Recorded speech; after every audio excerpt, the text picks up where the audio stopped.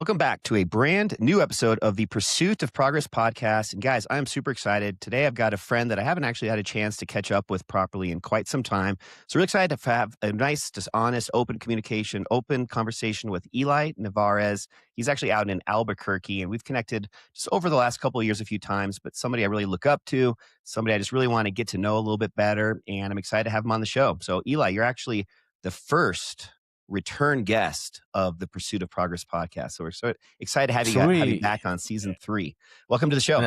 No, man, such an honor. Thanks for having me back. And I really appreciate hanging out with you. And the last time you see me, I had some hair. Now, obviously, I don't, right? We got a different look going on, right? You do. Life is life and it hit us a little hard in our early 30s, but it's cool, right? They say that when you go bald, that you get magical powers.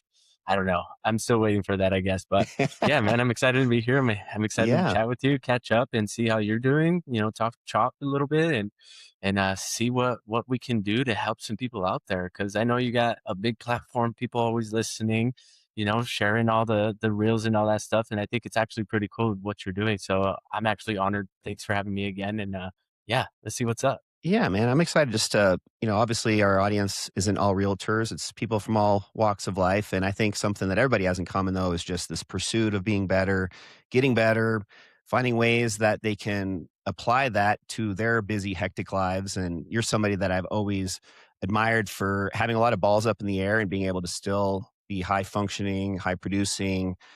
Just seems like you're a very successful guy, yet you have a lot on your plate. So just kind of give us a little bit just a background of you. I know you're a family man. You've got, in addition to being a realtor, you also have another full-time job. Just give a little bit of a background. So for those who don't know, yes, I am a full-time person here at the police department. I work in the warehouse and I help them run it. And I also do real estate full-time as well. As you can say, I don't really ever know anybody that's part-time in real estate that is even successful at it. Because it's a full-time gig, right? It's like you're always on the clock.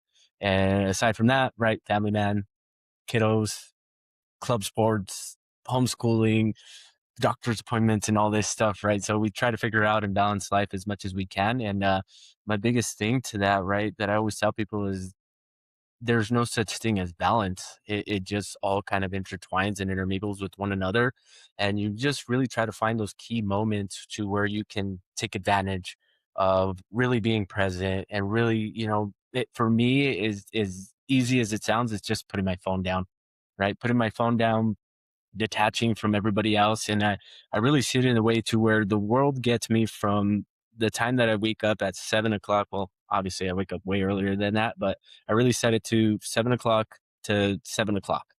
7:00 in the morning to 7:00 at night. That's when the world gets an opportunity to get me.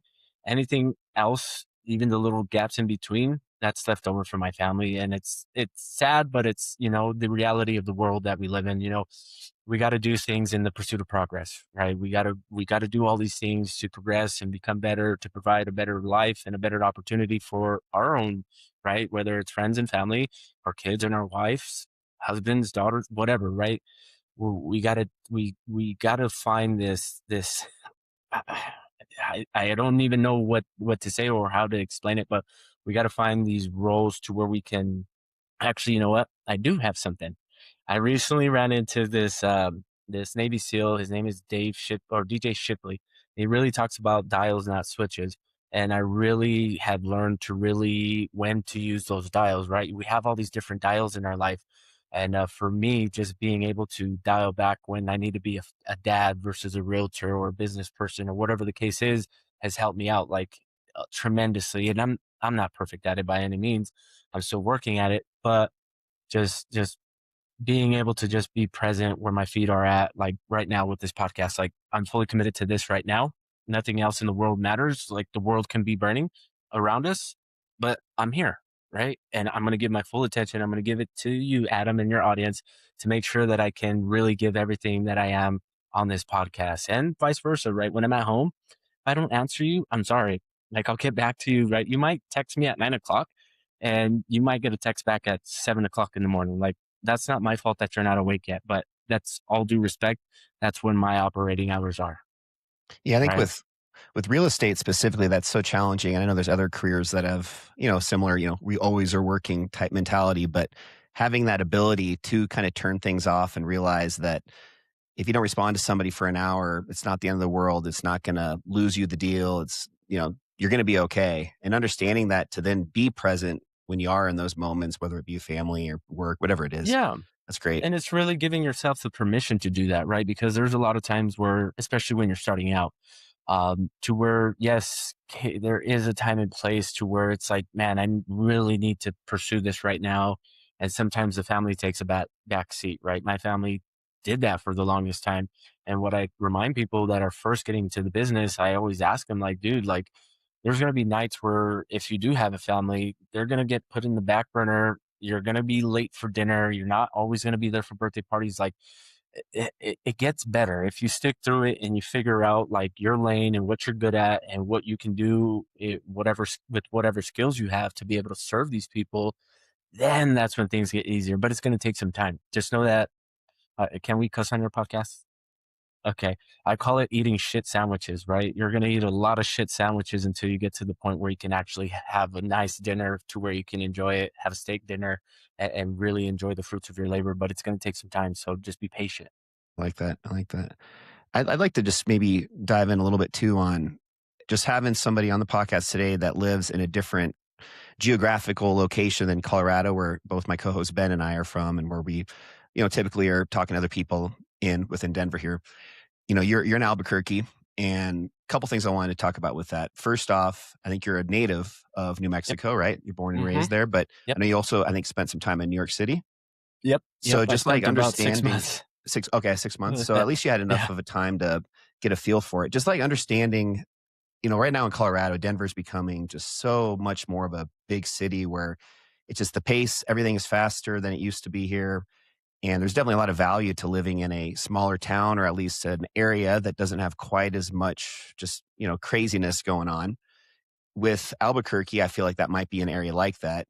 Do you feel like there is a lot of value to that, especially as we get into this world that we live in today where there's just so many distractions and just things going on being in an area like Albuquerque? Do you have maybe just a couple things that you really love about being in that small town?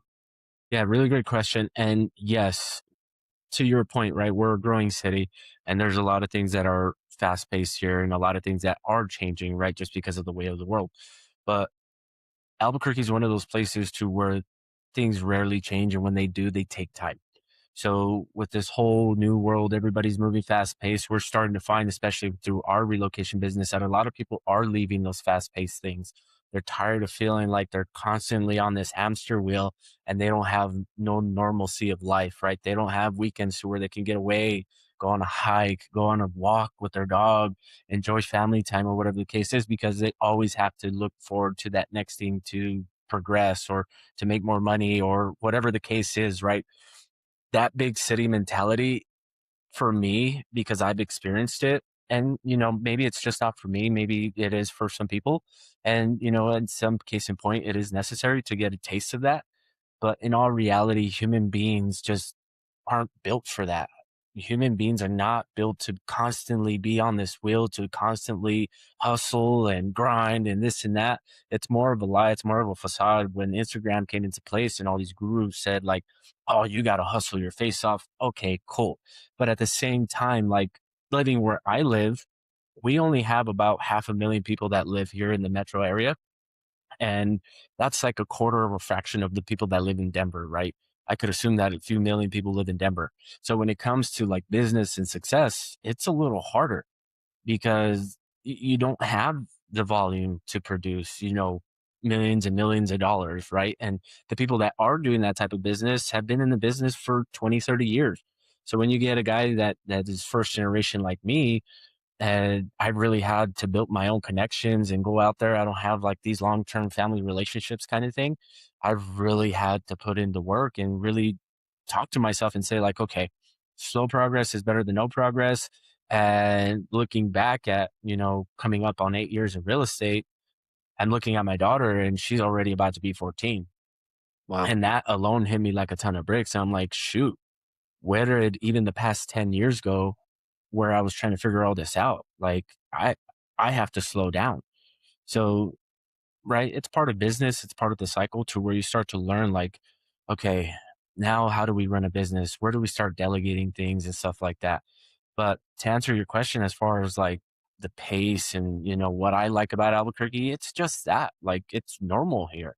There's there's no yes, there's some kind of flashiness towards it, but it's weird in a way to where it's like we're flashy in the way of like how well we live, how well we treat our neighbors, our family, our community, the place we live in. Like nobody's really looking forward to moving to Albuquerque just because you really either find like some connection piece here, either towards the land or towards the people, towards the culture, towards the food that really wants to make you move here. And those types of people that are moving here even have more of an affinity and love for this place than some of the locals. And I see it to where a point like we kind of take this place for advantage. And I really seen that when I moved out to New York, seeing like when I walk outside and it's like full of trees, I see no mountains. And yes, I was 10 minutes away from the beach, but even at that, like I don't know, like being able to walk outside, I see the mountains, I have fresh air, the climate is pretty predictable. Like it's easy, like it's a no brainer. Like I don't have to worry about all these natural disasters and constantly being on this wheel. It's like I wake up, I go to work, I clock in, I clock out. Even in my real estate business, it's like people get it. Like, hey, people text me all the time and say, hey, I understand that you're with your family. You don't have to text me back till tomorrow. I just wanted to get this off my mind. Text me back whenever you get a chance. It's awesome. Yeah. So it's pretty cool. So with Albuquerque, just another quick little side note for anybody that's a big Breaking Bad fan. I know you and I were talking about this for a second before we started recording today. So since you are in real estate, we both are. And I saw a lot of stuff in the news recently about this the house that was on Breaking Bad, which is just kind of like one of the main scenes in most of the seasons. How that home was listed for sale. I think it was maybe like 6 months, 9 months ago for 4.4 million. And then I just got something in my feed maybe a week or two ago that's I actually didn't realize it had sold, but I had seen that hit a massive price reduction all the way down to 440,000. So literally dropped 90% of its price tag. And then you shared with me, well, I'll let you share that you actually had heard that it had sold. Yeah. Yeah. So that house there, um, it gets a lot of attention from all the influencers and stuff like that. And they had to even put like security, big wrought iron gates so people wouldn't throw pizzas on the house or even disturb the lady. Like the poor lady, I think at some point she just got driven mad crazy because of all this. And she never expected this to happen, right? To a point where it was just like she was like calling the cops on people and stuff like that. So yeah, that house just recently sold and it sold to Aiden Ross, that YouTuber. And I think he bought it for around like $780,000. There's like a few bids on it, and yeah, he ended up winning it. He just announced it on some stream. I think I seen this yesterday actually, so I thought that was pretty cool. I don't know what he plans to do with the property. I've heard that maybe he's going to turn it into like some Breaking Bad type of museum thing. I don't know, but I don't know. For me as a local, I'm like that house makes no sense even at $400,000. Um, Exactly. so it's pretty crazy on how like much influence, Instagrams, YouTubes, and TikToks have actually put on the real estate market when it comes to these vanity things like this house. Like, I don't know. To me, like the house is just they're the houses down the street that were for sale were a lot more appealing than this one here, just in my honest opinion, right? And that's kind of like showing light to what happens now in the world. Yeah, pretty shallow world that we live in with that type of stuff happening. I know that I had heard what is his name, Matt Rife, the comedian. I think he had purchased the Annabelle house from the horror movies Annabelle, and at that one at Yeah. least I could see a little bit more reason, just because there's things that theoretically had happened, within the house with Yeah. some of the ghosts and stuff. But anyways, just thought that was a fun little side note to share with you guys. And I think recently that's one of the things that's really put Albuquerque kind of back in the headlines a little bit. So that was cool. Yeah, on a positive note, right? Yeah, exactly. On a Exactly. positive note, to your point about like vanity houses like this, I've always told people, even when I before I got into real estate, I met some older gentleman that was in the game, and he had told me, "If you get the opportunity to sell a haunted house, sell it, because it's always going to sell, and it's gonna sell for a lot more than you anticipate." I don't know, like, it's crazy, like, there's people who buy these things. The haunted house thing, I see a lot more than the Breaking Bad house, because Yeah. like, the Annabelle house, even, like, you guys have that hotel out there that they did Yeah, The the Shining. Stanley Hotel. Yeah. Like, if that thing ever sold, dude, like, that would be crazy. That's history, right? So, like, I think the historical part and, like, something tied to it that actually happened makes more sense than some show on a freaking house on a TV show. Yeah, the only moneymaker I could see is if they maybe turned it into a short-term rental and it just, got such a high dollar amount per night just because of the status it had. Well, we had the Stranger Things house here too, right? No, I did not know that. Yeah, the Stranger Things house, yeah, that just recently sold last year, but that was an Airbnb, and they had it all dressed up just like they did on the TV show. That one they actually filmed inside the house, Oh, so wow. that one makes more sense than the Breaking Bad house. Well, let's shift gears. I'd like just to talk a little bit more about, the pursuit of progress, and I know, again, going back to just how you have all these things up in the air. At any given time, you've got, multiple full-time jobs, 2 kids, a wife, just a lot going on. Do you have a way that maybe yourself, but maybe also the rest of your family really protects that quality time that you have? For example, after 7 PM, when you were talking about 7 AM to 7 PM, those are kind of your hours that you're available for people. After that, it's kind of, wait till tomorrow. Do you have, like, some non-negotiables or any sort of, strategy behind how you guys really decide, with that remaining time you do have with your family, how to just protect that? Whether it be, just as an example, like, being, instead of focusing on saying yes to everything, understanding how you can start to say no to things, and that frees up your time, or really Yeah. being good about, like, blocking off time within your calendar, or, do you have any, like, maybe a little tip or a trick strategy that might be beneficial for the audience to hear? That's an awesome question, and yeah, I really, really rely on my calendar. When I started really teaching the family or my wife to really put stuff in there and tell her like, "Hey, if it's not in there, it does not exist," then that's when we were able to figure out like, "Hey, these are the times and dates that we have some time to where we can go on a morning date or on an actual date at night or whatever the case is." So yeah, like that's pretty much all we rely on is the calendar. We try not to overcomplicate it. We tried to like set like, hey, on Thursday nights we go and do this kind of thing. But then the kids started playing volleyball, or my son started having tutoring with one of his tutors to learn how to read and that kind of deal. So that just kind of like messed up our week. So we were like, this is too much structure. We got to leave some room for some flexibility. Like, so what I try to do is really try to get everything done in the morning and leave my afternoons quite open for things that come up, right? I got to step out of the office to go and take a kiddo to a dentist appointment, or I got to go home and handle something at the house, or a Saturday. It's like I try to leave my Saturdays pretty open and try to knock out everything during the week. That way that we can spend more time on the weekends, go out on a camping trip. This last year we bought a fifth wheel, so we're planning on doing more camping this year. So it's that like, hey, where can we fill in these gaps before I get busy? That way I know what to say no to or delegate it, right? Because I learned how to use somebody to help me show houses or go out and meet with a new buyer. And that's another thing that I've had to learn, right? Just letting go of some certain things um, that would benefit me and, make me money in order to do these other things that fulfill me a little bit more, right? Not saying that real estate doesn't fulfill me, but being with my family with the amount of time that I've already lost, having that in mind, it's like now I'm trying to make up. And the more that I can do that, I know real estate's just going to take care of itself, right? We've already done everything. We've done the YouTubes, we've done the Instagrams, we've created a little bit of a name for ourselves here locally. Like things are just going to happen. If we continue to do the daily things throughout the week, things are just going to happen. Like we're okay, right? And that's more or less like an internal conversation that I've had to where it relieves the anxiety, it relieves the pressure. It really helps me be more of a dad and a husband and be more present at home versus always thinking about business, right? Because Mhm. that's the trap that we fall into is like we're always thinking about the next thing that we can do better or this or that. And I really had a conversation with my buddy this past week. We met up for coffee, and these are friends that I've had for the almost about 20 years now. And he asked me like, why?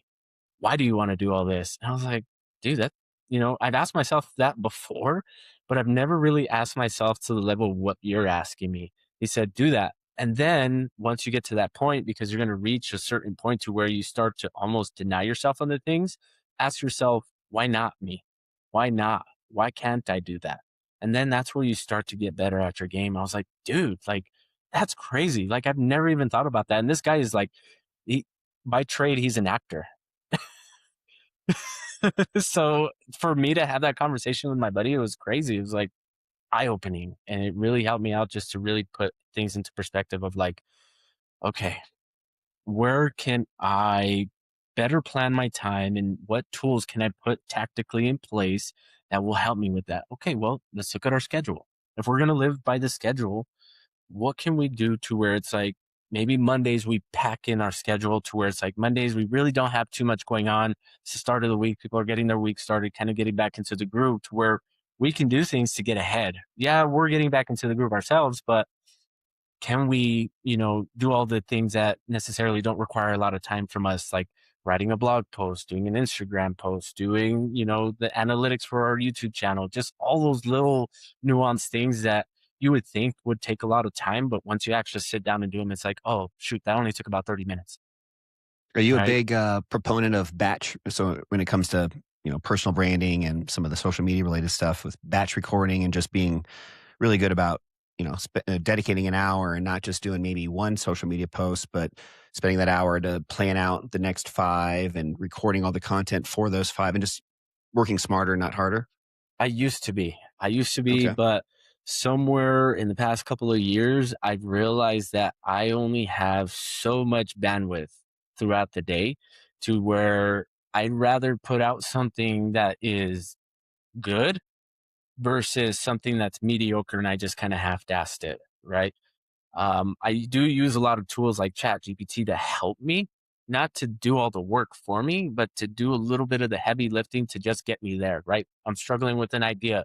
Hey, I use all those prompts. Give me 5 hooks that are will stop the scroll, whatever the case is. And then I just go through them. I'm like, oh, that one sticks out.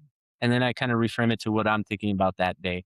And I do have like a content calendar that I have now that I plug in most of my ideas. I try to do that on Sundays to where I already know what I'm going to be posting for that week. It's just creating the description, going out to film the actual video, whatever it is at that point. I try to figure out throughout the week. That way it's not so much stress of like, all right, Tuesday at 2 o'clock, I got to do this. Because when I started doing that, I was like, if I missed it, now I got this in the back of my mind and it's freaking stressing me out while I'm at home that I didn't do that task, right? Because I fixate. Call it ADHD, ADAD, or whatever D's that you want to call it, right? It's really the true fashion of learning how I work. And I know this is how most people work. We only have so much bandwidth throughout the day that, um, and I learned this from doing that 75 hard thing. But then I started really looking at it and I'm like, dude, why do I have to have 8 tasks in a day if my day only requires for me to do 3 to 4? Why do I have to continuously figure out to do 8 tasks to be successful? Like, I get it. And maybe this isn't for me. Maybe this is for that person that has no structure or doesn't know how to really do these things.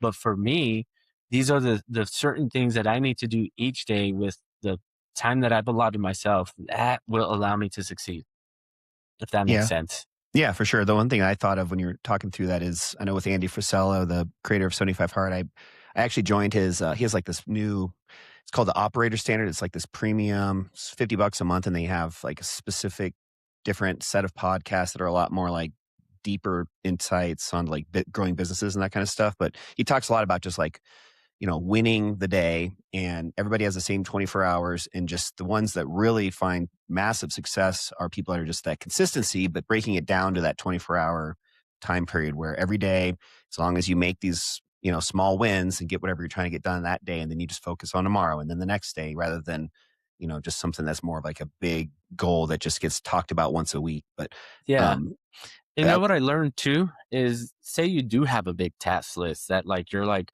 I got to get all these things done today.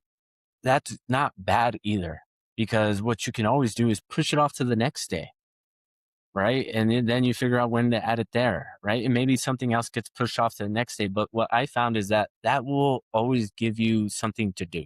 It'll always keep you busy, right? It's like, oh, shoot, I have this project that I got to get done. I'm going to work on it a little bit today. If I don't get it done, then I can push it off till tomorrow, Mhm. right?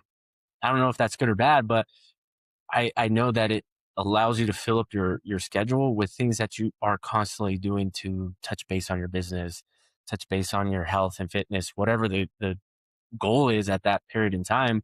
And I think that's another thing, right? Is like you got to understand what you're striving for. What is your actual goal versus the whole money aspect of it? Because I think that's where it gets muddy is when you start to really just think in terms of like how much money is this going to make me versus like what is the ROI in my health and fitness? What is the ROI with time spent with loved ones or family members? What is the ROI of me just having peace at that point, right? I think that gets left on the back burner a lot because people are always in the pursuit of just financial gain. And I think that can mess a lot of people up. How old are you? Mid 32? 30s? 32, yeah. You're Yeah. like a wise old soul. Like, I feel like I'm 10 years older than you, and I feel like we're at the same level in life. Like, because I was gonna ask you is because we have very different backgrounds as far as I don't have any kids. I've got a, live-in girlfriend, but no kids. But it just seems like you do a really good job of just kind of understanding, where what is most important in life. Maybe that's something that's just been over the last few years you've started to maybe get more clarity on. But I just think that's something that I've admired from you about you from Appreciate before when that. we've talked to just having the bigger picture in mind. And what I was going to say about that is me at 42, I'm almost 43, and I had that. I don't like to use the word midlife crisis, but like kind of figuring out like what is the point of what is the purpose of life, and trying to figure out like what that greater purpose is, just to keep me just motivated and moving forward because of something bigger than just money. Yeah. And it seems like you've kind of been able to figure that out pretty early on in life, which is awesome. Yeah. And it wasn't easy, right? Because my background is that I didn't have all this teaching or people around me that were doing great things to be successful, right? They were people who weren't so good of people that were successful, right? So you're talking about people that, they had values and ideas that I took little bits and pieces from, but then I also see the backside of the negative stuff that would happen to them, and I was like, I really don't want that. So how can I get to whatever that looks like, that successful point, but the right way? Is it going to take us longer? For sure. Okay. But then I'm like, well, dummy, if you live to 74, 75, hopefully longer, you got some time. Like, let's enjoy it. If it's going to take you 10 years to get there, then we might as well enjoy what we're doing. Like, let's slow down and really try to master what we're doing. That way, when it's all said and done, when people point to you, they're like, yeah, that guy's good at this, or he's really badass at that, whatever that skill is. But for me, it's just like looking back at my upbringing and being like, I've had to grow up a little bit faster than most people around me. And for me, that was just how can I always stay sharp for those people around me because people depend on me. It's not about me. It's about the people around me that are looking up to me to be this person, to succeed at this level, to do whatever goals that I've set out to really achieve them. Hmm. And it's really been that and just really trying to discover that. And I don't know if it's like um in a philosophy kind of way, but it really was that at some point in time to where it's like, oh, this is all mindset. Like these people who are out here constantly messing up, they're on the right track, but then somewhere down the road they mess it up royally and they can't get back on track. Like, how can I avoid that? Like, what do I got to do to not be that person, right? So, yeah, no, I appreciate you saying that, and I have a lot of people tell me that, and I really do feel like that old soul, right? Even down to the music that I listen to, dude. Like nowadays, like I listen to a lot of like jazz and classical music, and right aside from the reggae and stuff like that, that we Hell yeah. constantly share. Hell yeah. Hell yeah. But most of the time, it's like that old music, and it's like, man, I find like being able to play an instrument and being able to play it well and it sounds great, like even with the technology that they had back then, which is nothing what we have today, is like, wow, that's amazing. That requires skill and talent. Like man, that's a lot of work and a lot of hours that this person had to put behind it. So, little something about me there. Yeah, that's cool. I think, one thing that I'm working on is understanding, like, the value of, like, so my co-host Ben and I, we work out together in the morning, so he's my accountability partner, and it's just crazy Nice. how you almost value somebody else's impression of you, or if somebody else is relying on you, I'm more likely to do whatever that is versus if it's just for myself, which is so Yeah. backwards in thinking. But I think when you do have a family and you have kids and a wife and those things, those are obviously something other than yourself that's motivating you to be better and work harder and build something for a purpose Yeah. bigger than yourself. So I say all of that with just kind of this next question in mind. What would you say in your mind? How would you define success if it's not monetary, um, or some sort of like a milestone? Like, success isn't getting the top agent in Albuquerque, and it's also not making $1 million a year. Like, what would you then describe or define success as? This is going to sound corny. And because I've thought about this just recently, and for me, it's two words, it's freedom and peace. I like that. As simple as it sounds, whatever that looks like for, the listener, it's like freedom and peace. Freedom to do whatever you want when you want, and peace to say, like, this is me and this is who I am, like, take it or leave it. Hmm. Like, I'm not a bad person, for one, but I'm doing my best to be the best that I can be for everybody else around me. And that's peace, right? That's peaceful to know that, again, bringing up your podcast name, In the Pursuit of Progress, like, you're constantly trying to be better than you were yesterday. And that's not like a hamster wheel thing, right? That's just recognizing that, yes, we all have faults and it's okay, right? It's okay to be a faulty human being. We all are. We all have our deficiencies. But how can we change some of those things? It's that whole 1% better kind of thing. How can we change those throughout the day? How can we make somebody else smile? How can we make somebody else feel better? If we're feeling down, especially me, when I'm not feeling the greatest, I do something for somebody else because that makes me feel good. That Hmm. makes me feel better to see somebody else smile. And, positivity is contagious. So whenever you see that person smile, you're like, oh man, that feels good. Right. So it's just that, right? Finding the freedom and the peace and being able to say, like, I want to go on a weekend trip with my family and not have to worry about business or anybody hounding me that I got to meet a quota or I got to meet this, that, and the third. It's like, no, like, it's, I want to work, I work. If I don't, then that's on me, and being So, okay with that. so the freedom, it's not necessarily financial freedom. It's more almost time or just the ability to be able to put anything that's in front of you aside and not have it all Yeah. And crumble. being able to say no to things, right? Hmm. I recently started saying no to a lot of things. People approach me with different business ideas all the time. And I'm like, sorry, I can't. Like, no, like, I nothing against you, but I have a ton already on my plate. And if I add that to my plate, it's only going to be, um, I'm only going to fail you because I'm so focused on what I'm doing.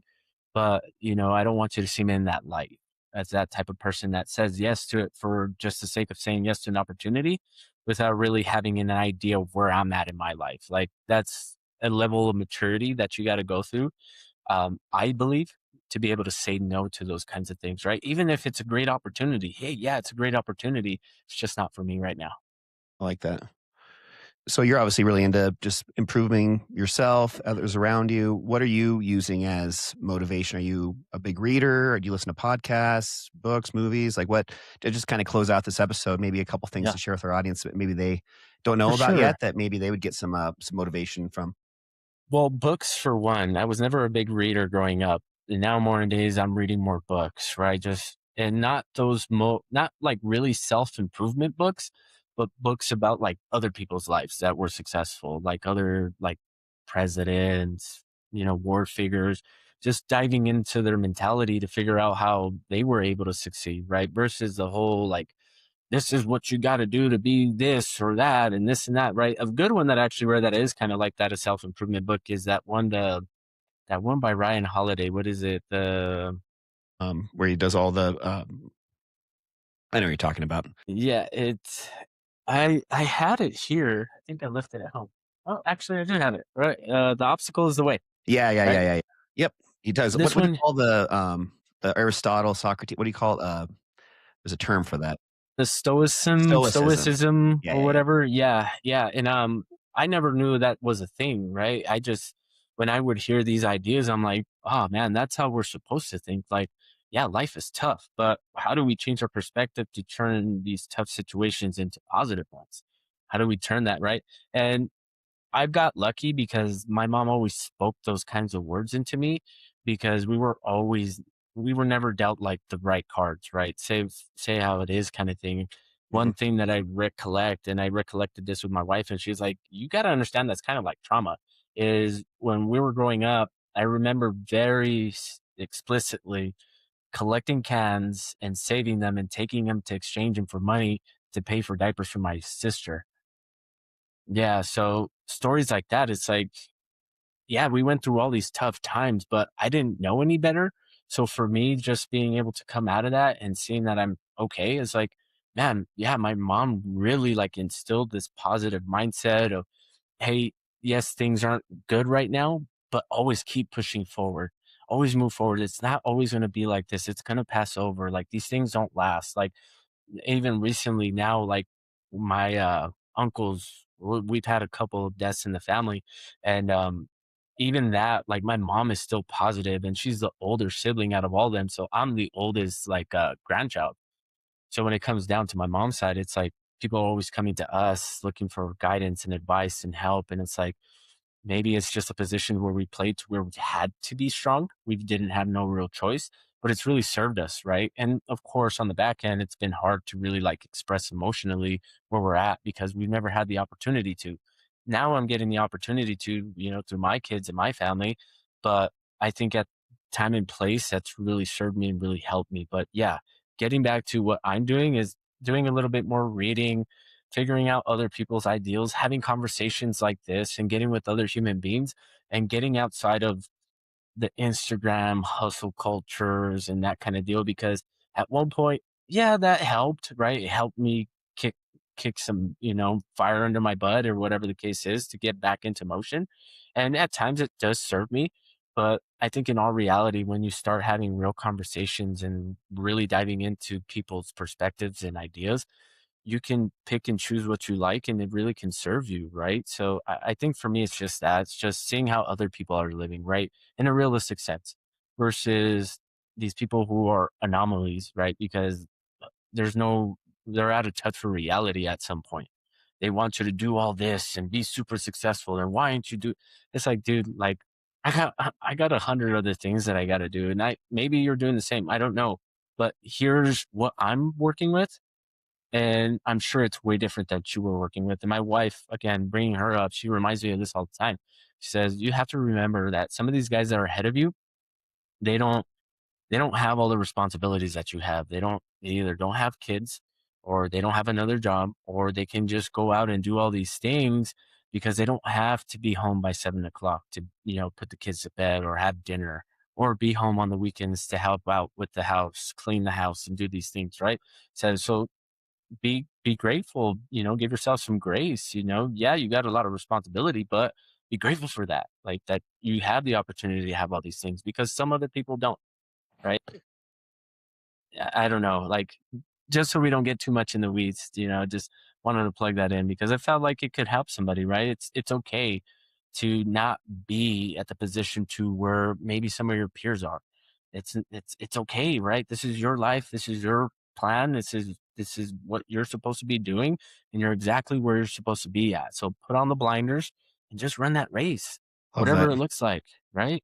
We're such a comparison culture these days and get so caught up in the highlight reels that everybody posts on social media, and it's not reality, it's not the norm, it's not what their life is like either, whoever's posting it. And just like you're saying, put the blinders on and just focus on you and who's most important to you and forget about everything else. It's easier said than done, but very, very Yeah, well yeah. said. Yeah, because we all want, it's a cool ass car, big ass house, but at the end of the day, you gotta remember you gotta maintenance that car and you gotta clean that big ass house. Very true. Very true. Well, I'd love to just share with our audience just how they can maybe get a hold of you in case maybe they're considering real estate in Albuquerque or they just want to For get in touch sure. with you. For sure. Yeah. So they can find me on Instagram or TikTok at Eli Nevarez underscore, or just call or text me, right? My phone number is 505-738-4543. Call or text me at any time. Love to Okay. And I'll chat. put, Love to help somebody out with that. If it's another person in business that just wants to connect, I'm open. I love to have these conversations because, again, I learn from you just as much as you learn from me. hmm and I'll put all your info in the show notes too, guys. So if anybody wants to get a hold of him, you guys can find his info there. Cool, Eli. Well, thanks, Sweet. buddy. Any closing out thoughts before we wrap it up? Man, the only thing that I got to say to your audience is that, and I told my wife this morning, if you're going through hell, keep on going. It gets better. I like that. You're going to get through it if you just keep going. That's it. It gets better. It does. And just, keep your head down, keep your faith, and just believe in yourself, even when nobody else does. Love that. I love that. Thanks, man. All right, guys. Well, hope you enjoyed this episode. Again, this is Eli Nevarez out in Albuquerque. Connect with him if you like. And I'm looking forward to sharing a brand new episode with you guys next Friday on the Pursuit of Progress podcast. We'll catch you guys then. Bye. Peace.